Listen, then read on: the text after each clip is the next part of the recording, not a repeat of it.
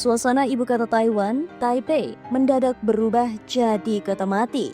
Jalanan lengang, toko-toko tutup, lampu dipadamkan, dan sirine meraung di langit. Bukan adegan film perang, melainkan kenyataan yang terjadi pada 17 Juli 2025. Taiwan sedang bersiap menghadapi kemungkinan terburuk serangan rudal dari Cina. Pada Kamis siang, tepat pukul 13.30 waktu setempat, sirine pertahanan udara mulai meraung di seluruh Taipei dan wilayah utara Taiwan. Ini adalah bagian dari latihan serangan udara tahunan, namun tahun ini terasa sangat berbeda. Jalanan langsung lumpuh, mobil-mobil disuruh menepi, pejalan kaki diperintahkan bersembunyi di dalam gedung.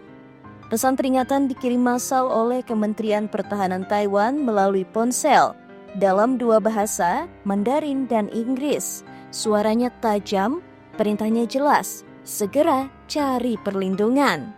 Pemerintah bahkan telah memperbarui panduan keselamatan sipil untuk warga yang tidak sempat mengakses bunker, termasuk pengemudi yang masih berada di jalan. Langkah-langkah darurat ini bukan tanpa alasan. Selama 5 tahun terakhir, Beijing semakin intens menekan Taiwan, baik secara politik maupun militer.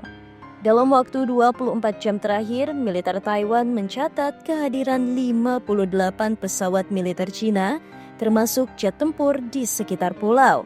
45 diantaranya bahkan melintasi garis median Selat Taiwan, batas tidak resmi yang selama ini dianggap sebagai penyangga damai. Ini adalah sinyal terang, Cina siap mengambil Taiwan kapanpun mereka mau.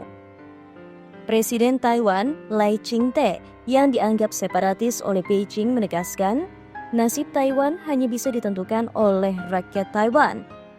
Namun ajakan berdialog dari Lai berkali-kali ditolak oleh Tiongkok.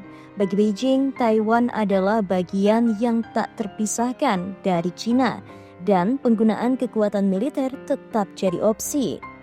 Latihan sipil ini ternyata berlangsung bersamaan dengan latihan militer terbesar yang pernah dilakukan Taiwan.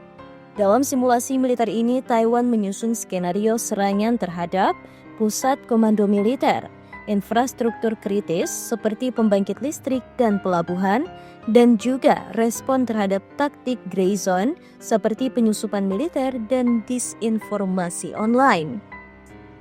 Dalam skenario malam hari, toko-toko diminta menurunkan pintu besi dan memadamkan lampu agar tidak jadi target empuk. Tepat 30 menit setelah sirine pertama, bunyi sirine kembali terdengar.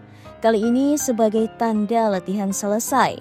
Namun pertanyaan besar tetap menggantung. Apakah ini hanya latihan atau persiapan nyata menuju perang? Warga Taiwan kini hidup dalam ketegangan terus-menerus. Setiap hari mereka mendengar raungan jet tempur di langit. Setiap bulan mereka menerima notifikasi uji coba rudal. Tapi pemerintah Taiwan bersikukuh mereka tidak akan tunduk. Mereka bersiap bukan untuk memancing perang, melainkan untuk mempertahankan kemerdekaan dan demokrasi. Dunia pun ikut mencermati.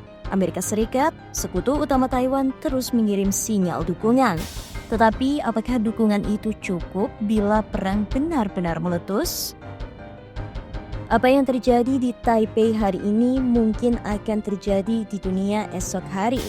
Perang bisa dimulai dari satu kesalahan kecil.